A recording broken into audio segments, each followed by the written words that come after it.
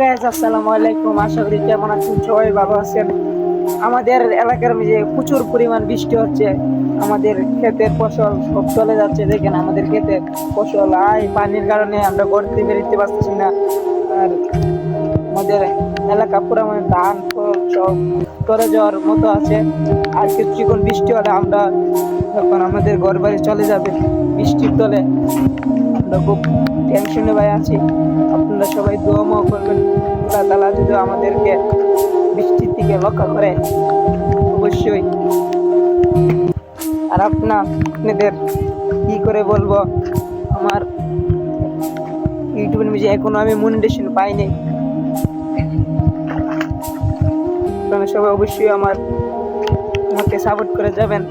আর বৃষ্টি তো থামছি পারতেছে না, বৃষ্টি অনেক অনেক বৃষ্টি হচ্ছে আমাদের এলাকার মধ্যে, খুব প্রচুর পরিমাণ বৃষ্টি।